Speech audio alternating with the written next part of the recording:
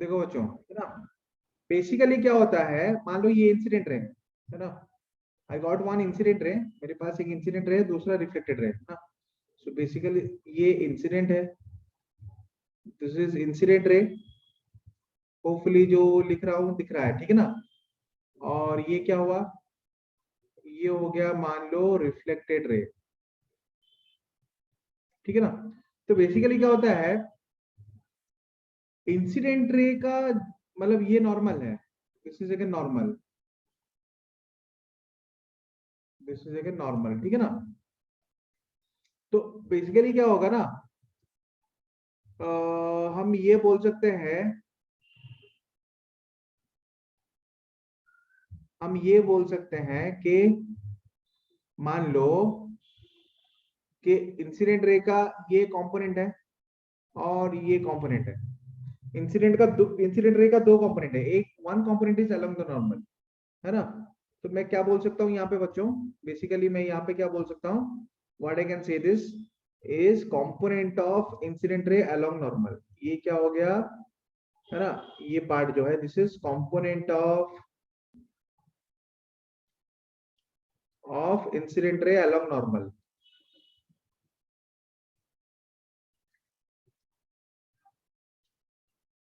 ठीक है ना। सो बेसिकली क्या होता है, इन एनी रिफ्लेक्शन, है ना, in any reflection,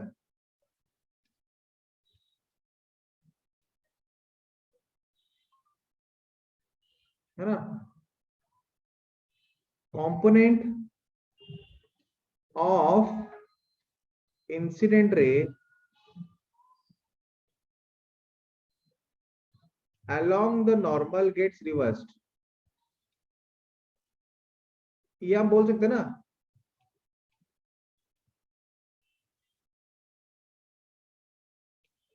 this is a very important point, है ना। कंपोनेंट ऑफ कोई भी रिफ्लेक्शन में ना क्या होता है, वेरी गुड ललित इंदु ना, in any reflection component of incident रे along the normal gets reversed, ठीक है ना। तो देखो बेटा, है ना,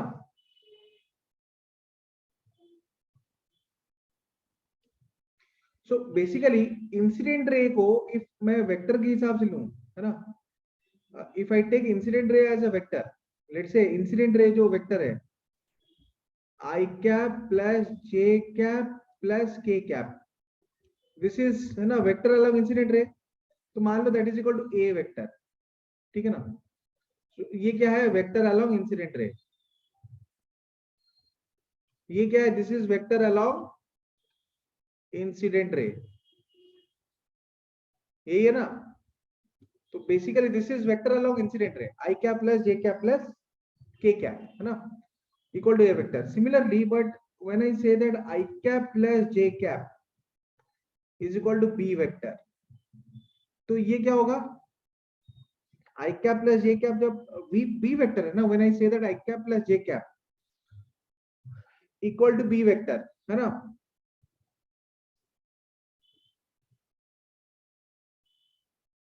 ओ माइनस के कैप है, सॉरी बेटा,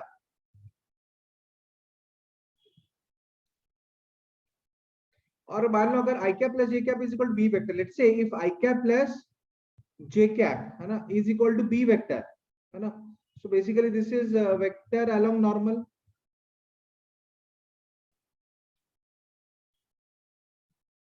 तो हमें क्या पता, हमें पता है कि a dot b is equal to A B cos theta, है ना, A B cos theta. Now component of A along B क्या होता है,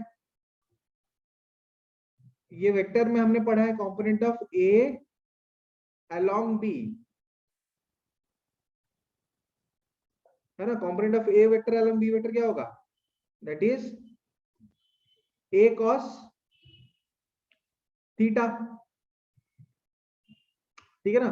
component of A vector along B vector, component of A vector along B vector, समझ में आया ना, ठीक है, that is equal to A cos theta. A cos theta basically क्या होना चाहिए, A dot B by magnitude of B, है ना। तो component of A vector along b vector, वो क्या है a dot b by b, ठीक है ना। तो basically component of a vector along b vector क्या है, again I can say that this is also a vector हमने किसको लिया है इंसिडेंट रे, b वेक्टर हमने किसको लिया है normal. So what is component of, है ना, now what is component of, ठीक है ना, now what is component of, है ना, इंसिडेंट रे अलोंग नॉर्मल, ना कंपोनेंट ऑफ, है ना, component of incident ray along normal, ये क्या होना चाहिए,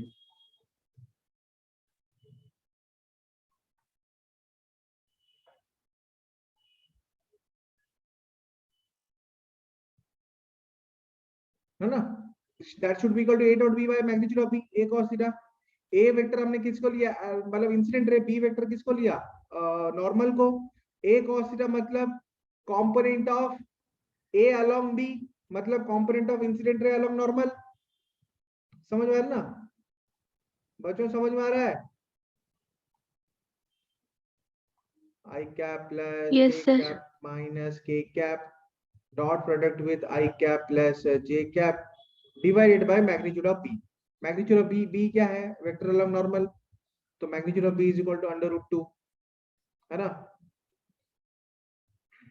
समझ में आ रहा है बच्चों, है ना, that is equal to under root 2। तो फिर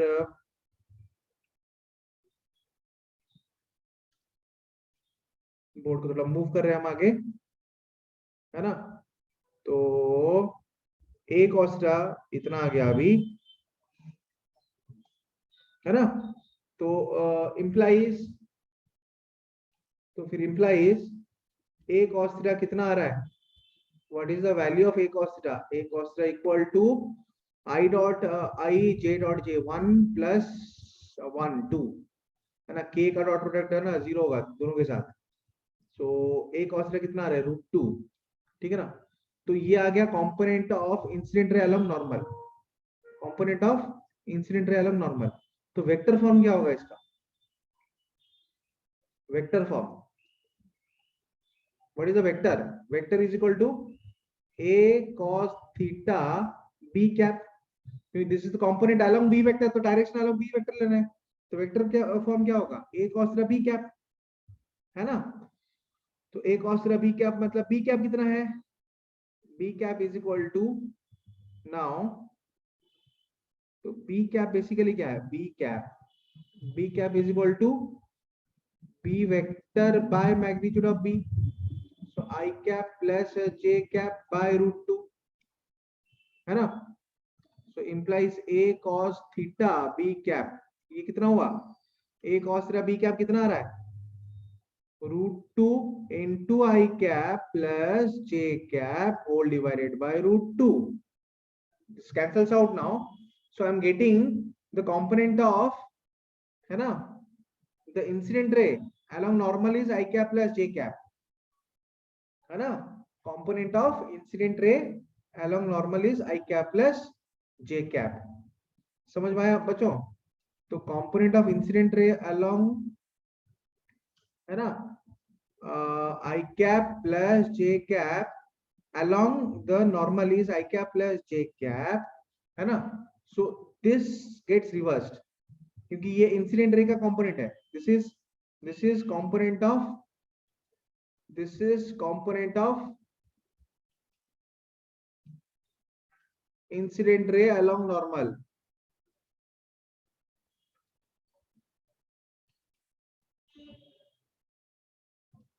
है ना, सो दिस गेट्स रिवर्स, ये after reflection it get reverse, है ना, so the reverse of this component after reflection, इसका रिवर्स कितना होगा after reflection, reverse of this component after reflection कितना होगा,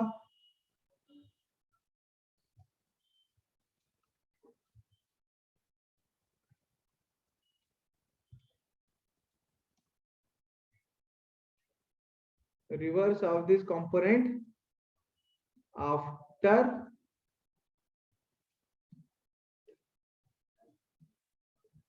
reflection, reverse of this component after reflection ये क्या होगा?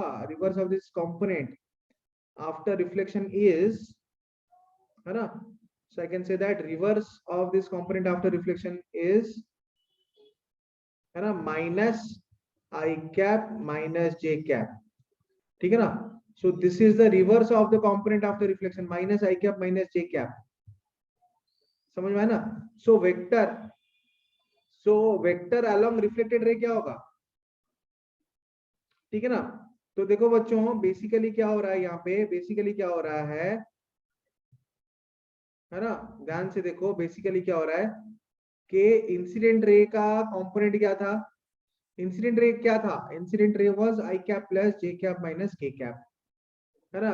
और उसका ये जो पार्ट है along normal which is I cap plus J cap, I cap plus J cap is its part along the normal, इसका ये जो पार्ट है ना I cap plus J cap, ये रिवर्स हो गया, ये माइनस आई कैप माइनस जे कैप हो जाएगा, माइनस के कैप पे कोई फर्क नहीं पड़ेगा, because this is the component perpendicular to normal, this is the component perpendicular to normal, समझ में ना, ठीक है। तो इसके ऊपर कोई फर्क नहीं पड़ेगा, इसके ऊपर कोई फर्क नहीं पड़ेगा, समझ में आया ना, ठीक है। तो what will be the then what will be the मतलब वेक्टर अलोंग रिफ्लेक्टेड रे, ये रिवर्स हो गया, i cap plus J cap is the component, ये रिवर्स हो गया, माइनस आई कैप माइनस जे कैप माइनस के कैप एज यूजुअल है, so vector along reflected ray is minus I cap minus J cap minus के cap, है ना। सो vector along reflected रे, समझ में आया ना। so vector along reflected ray is minus I cap minus j cap minus k cap, है ना। now this is the vector along reflected ray,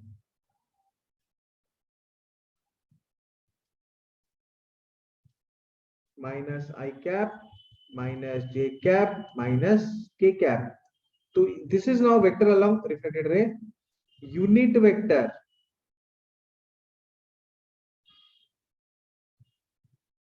along reflected ray, तो रिफ्लेक्टेड रे के along unit vector क्या होगा, is, है ना, minus आई cap minus जे cap minus के cap divided by under root 3, because vector divided by its magnitude is equal to unit vector along the vector, समझ में आया बच्चों।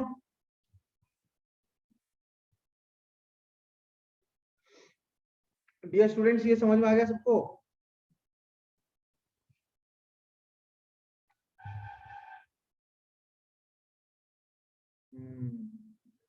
सबको समझ में आया ना।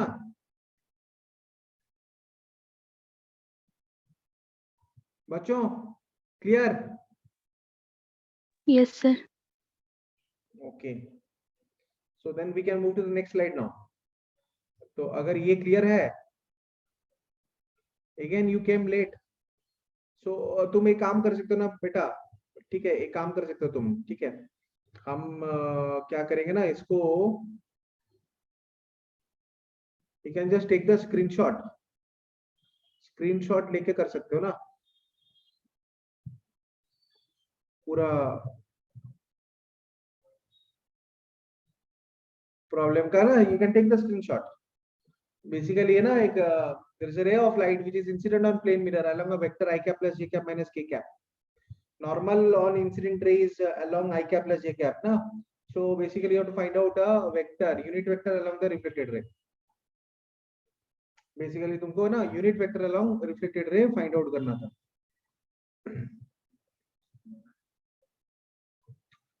है ना। तो बेसिकली क्या हो रहा है ना, the component of incident ray along normal is getting reversed, the component of incident ray along normal is getting reversed, so the component of incident ray along normal is I cap plus j cap, ठीक है ना, जो कि reverse हो रहा है बस, और बाकी जो रिमेनिंग पार्ट है वो एज इट इज वैसे ही रहेगा, ठीक है ना।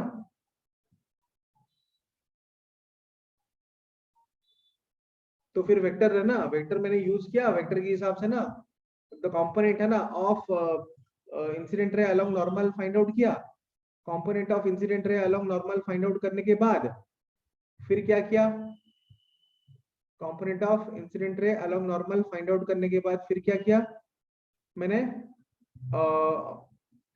उसको रिवर्स कर दिया, है ना, उसको रिवर्स कर दिया, और जो कंपोनेंट रिवर्स नहीं हो रहा है वो एज इट इज रहेगा, उसको ऐड कर दिया। उसके बाद जो नेट वेक्टर आया माइनस आई कैप माइनस जे कैप माइनस के कैप, उसके अलग मैंने यूनिट वेक्टर फाइंड आउट किया। Clear? Is that clear now?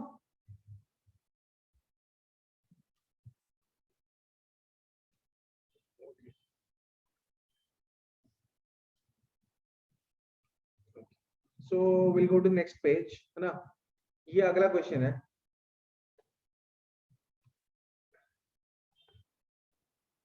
बच्चों ये क्वेश्चन दिख रहा है ना?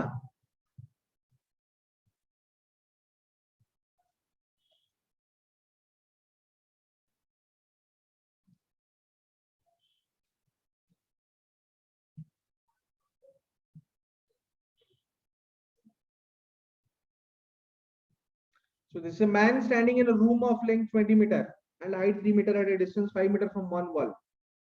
On the facing wall a mirror is hanging. Find the minimum size of mirror required in which man will be able to see complete height of the wall behind him. है ना?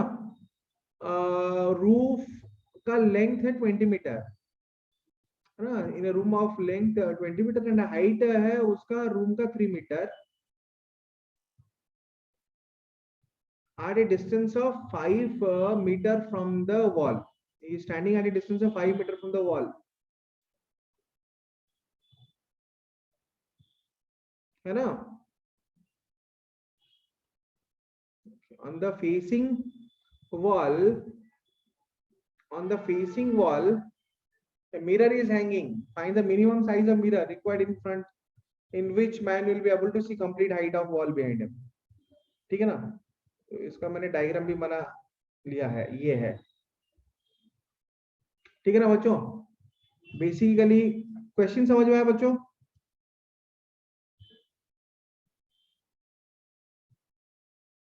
ये question है, question समझ में आया बच्चों?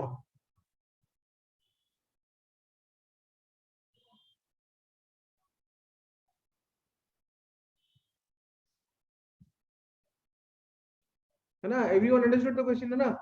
सो we can go to the solving process now. देखो अब ये जो अपना इंसान है ये 5 मीटर खड़ा है, मतलब है ना, मिरर से, मिरर ना बीच में कहीं चिपका हुआ है, वॉल का हाइट पूरा 3 मीटर है पीछे वाला वॉल का, और मिरर टू पीछे वाला वॉल का डिस्टेंस जो है वो 20 मीटर है टोटल डिस्टेंस। तो मिरर का टोटल लेंथ कितना होना चाहिए so that he can see his complete image, so that no not his complete image, so that he can see complete height of the wall behind him. उसको पूरा wall का complete height देखना है, ठीक है ना? समझ में आ रहा है बच्चों, है ना? तो इसका अगर मैं रेप्लिका ड्रॉ करूंगा यहाँ पे, ठीक है ना, अगर मुझे इसका रेप्लिका ड्रॉ करना है, मान लो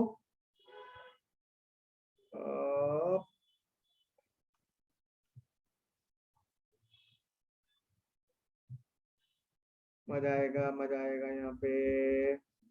बहुत अच्छा क्वेश्चन है ये।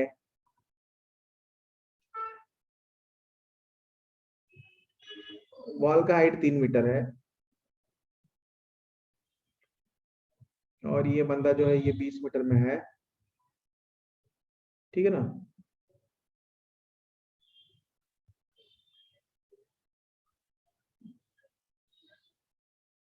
कुछ इस तरह का है, ठीक है ना? तो मान लो मिरर जो है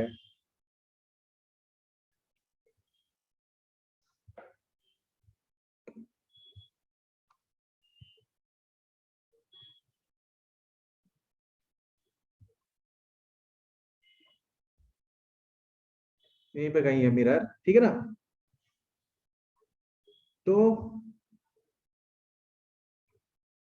बेसिकली ये जो बंदा है ना, जो कि बेसिकली ना, ये बंदा जो यहाँ पे खड़ा है यहाँ पे बेसिकली, तो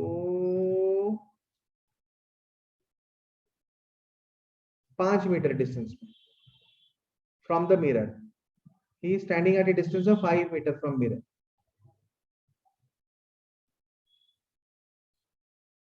ठीक है ना, he is standing at a distance of 5 meter from the mirror. तो बेसिकली वॉल का पूरा एंड, मतलब पूरा वॉल देखने के लिए उसका दोनों एंड पॉइंट उसको दिखना चाहिए। पूरा वॉल को देखने के लिए उसको पूरा वॉल का जो दोनों एंड पॉइंट है ना वो उसको दिखना चाहिए। he should be able to see point A point B। तो बेसिकली क्या हो रहा है, ये जो पॉइंट ए है ना, ये जो पॉइंट ए है, यहाँ से जो रिफ्लेक्टेड रे है ना, यहाँ से जो रे आ रहा है मिरर के ऊपर वो रिफ्लेक्ट करके ना वो बंदे के ऊपर जाना चाहिए, मतलब है ना, he must be able to receive that light रे।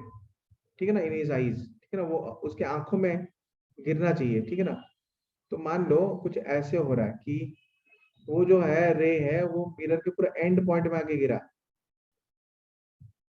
है ना, वो रिफ्लेक्टेड रे जो है मिरर के एंड पॉइंट में आके गिरा। ठीक है ना, मतलब मुझे तो चाहिए मिरर का लेंथ चाहिए यहाँ पे।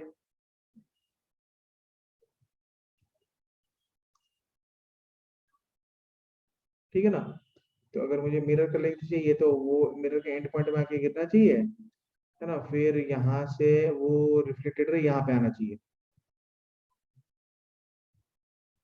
समझ में आ रहा है? ठीक है ना, किसी ने आंसर बनाया क्या?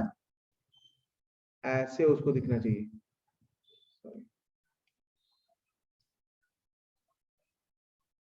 ये रिफ्लेक्टेड रे ऐसे ना रिफ्लेक्ट करके ऐसा आ रहा है। ठीक है ना, तो बेसिकली बात ये है कि ये बंदा जो है ना, मान लो मिरर का हाइट h है, मिरर का हाइट h है। ठीक है ना, और मान लो ये पार्ट जो है ये x है, ये पार्ट क्या है, ये this is equal to x। समझ में आया ना? ठीक है, this is equal to let say x। ठीक है ना, अब मैं अगर बेसिकली यहाँ पे नॉर्मल बना रहा हूँ यहाँ पे, ठीक है ना, मैं अगर यहाँ पे नॉर्मल बना रहा हूँ, ठीक है, यहाँ पे नॉर्मल बनाया, तो मान लो एग्जैक्टली यहाँ पे क्या हो रहा है ना, what ever with mirror height है ना, एग्जैक्टली यहाँ पे क्या हो रहा है देखो बच्चों, है ना, हो क्या रहा है यहाँ पे कि ये जो ट्रायंगल है ना, B2 मिरर वाला पॉइंट, मिरर का पॉइंट को मैं बी डैश ले रहा हूँ, बी डैश टू सी, ये जो ट्रायंगल है ना बी, है ना, बी डैश सी, है ना, ये जो ट्रायंगल है बी, है ना, बी डैश सी, ठीक है ना, उस उस ट्रायंगल में बेसिकली, उस ट्रायंगल में, है ना, पूरा जो बेस है वो 20 मीटर का है, पूरा जो बेस है वो 20 मीटर का है, लेकिन मैन का डिस्टेंस कितना है, 5 मीटर का है। मैन का डिस्टेंस कितना है, 5 मीटर का है। ठीक है ना, तो यहाँ पे दो ट्रायंगल बन रहे हैं ना, यहाँ पे जो मैंने डॉटेड लाइन खींचा ना, ये एक ट्रायंगल है, और बी बी डैश ही बड़ा ट्रायंगल है, दोनों सिमिलर ट्रायंगल्स है। तो बी टू सी जो डिस्टेंस है, तो ये जो बी टू सी जो डिस्टेंस है वो तो 20 मीटर है ना, समझ में आया ना, वो तो 20 मीटर है।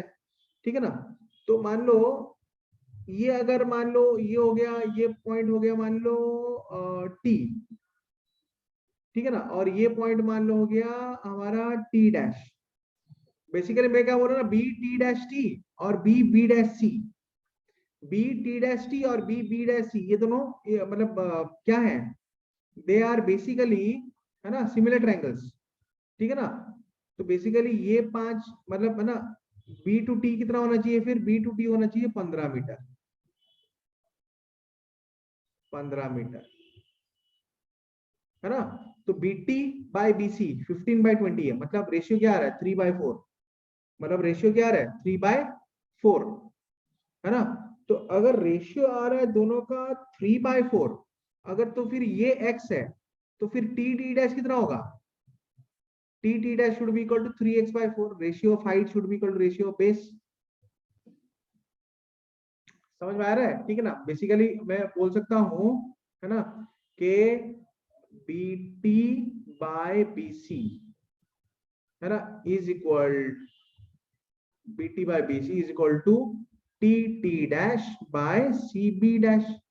BT by BC क्या होना चाहिए, 15 by 20 होना चाहिए, है ना। TT dash कितना है, what is TT dash? TT dash को मैं ऐसे लिखता हूँ, TT dash है ना, bye B dash C। B dash C को हमने ऑलरेडी x दिया है, तो TT dash कितना आ रहा है, that is equal to 3x by 4। समझ में आ रहा है ना बच्चों, है ना। सो TT dash कितना आ रहा है, 3x by 4, है ना। अच्छा 3x by 4 है, तो फिर उसके ऊपर ये जो लेंथ है, उसके ऊपर ये दोनों जो ट्रायंगल है, ये दोनों अगेन कॉन्ग्रुएंट ट्रायंगल्स है, ये दोनों अगेन कॉन्ग्रुएंट ट्रायंगल्स है, ठीक है ना। कॉन्ग्रुएंट ट्रायंगल्स है मतलब, है ना।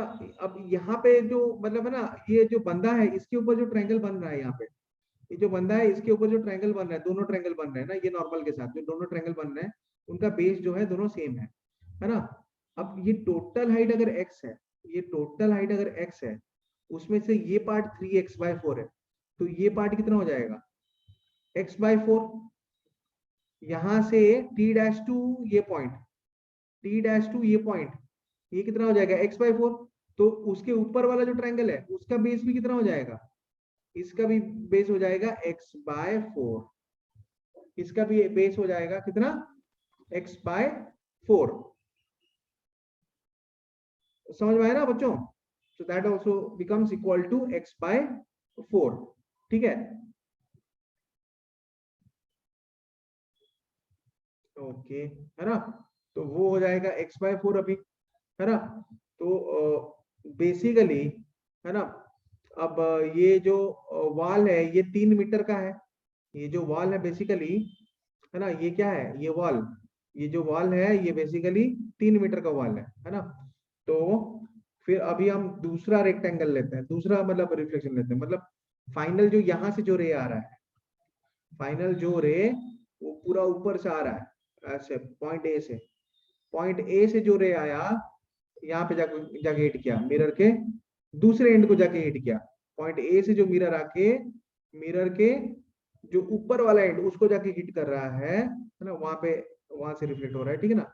फिर वहां से वो वापस आएगा, जब ये वहां से वापस आ रहा है रिफ्लेक्ट करके, तो एग्जैक्टली उसके आंखों पे आना चाहिए, बेसिकली उसके आंखों पे आना चाहिए बेसिकली।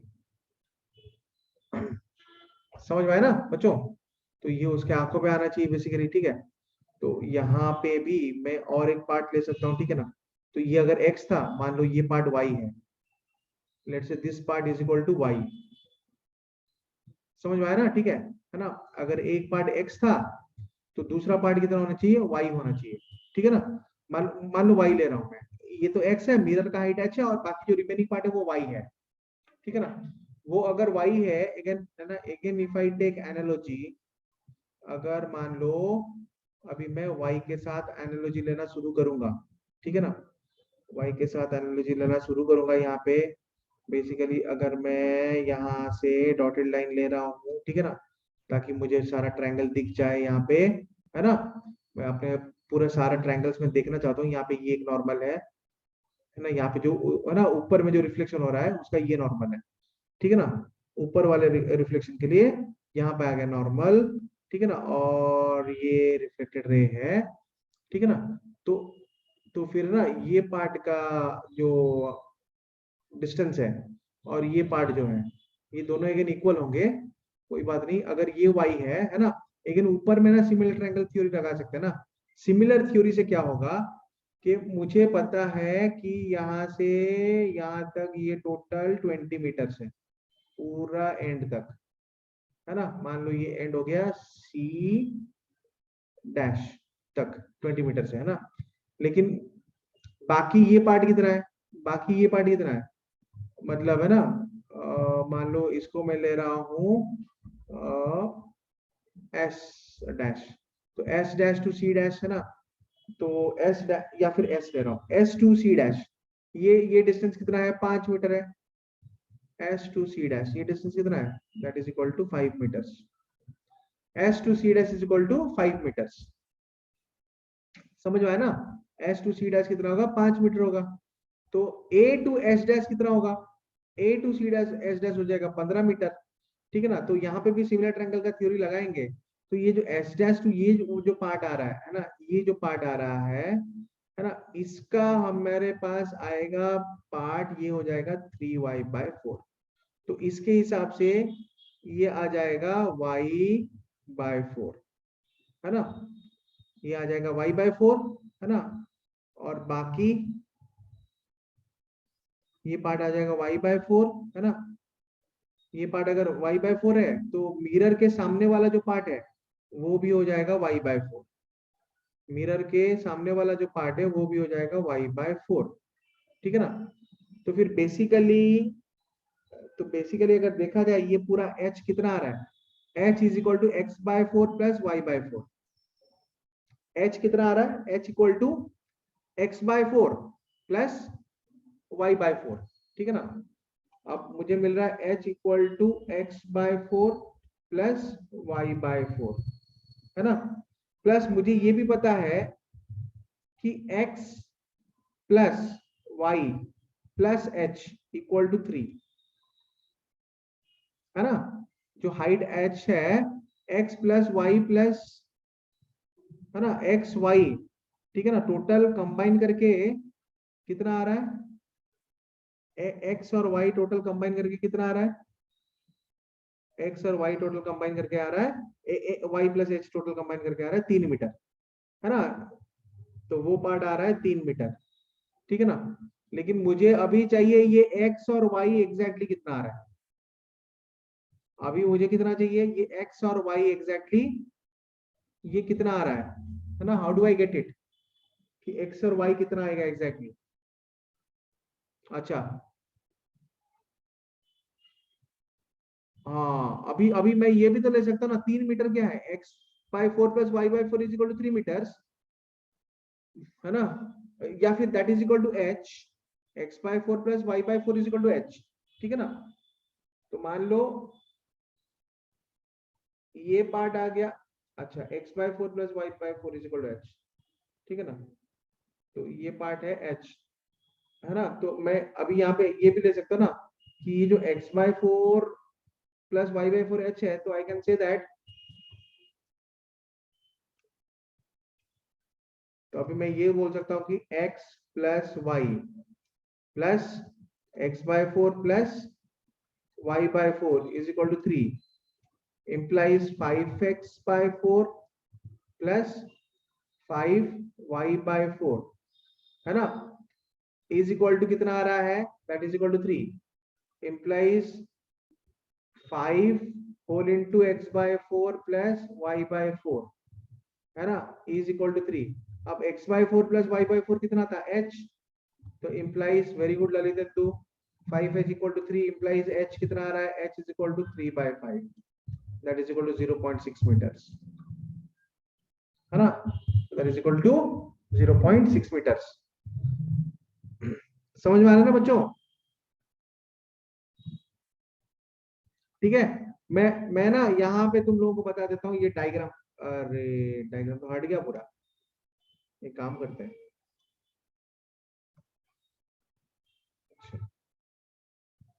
वो वाला डायग्राम पूरा हट गया।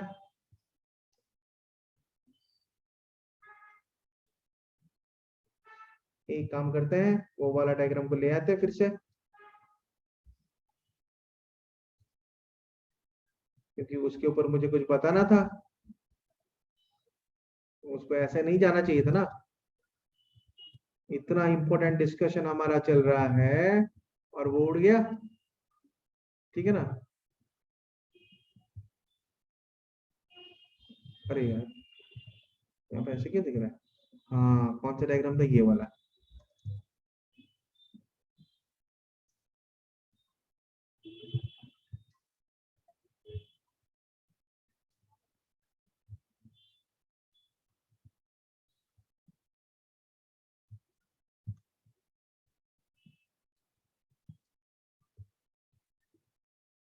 हाँ, यहाँ पे मैं फिर से तुम लोगों को बता देता हूँ, है ना। यहाँ पे मुझे बताना क्या था बेसिकली, ठीक है ना। बताना ये था कि रिफ्लेक्शन के हिसाब से और सिमिलर ट्रायंगल यूज करने के हिसाब से, है ना बच्चों, अगर मेरा ये हाइट x आ रहा है तो यहां से यहां तक कितना आ रहा था, x/4,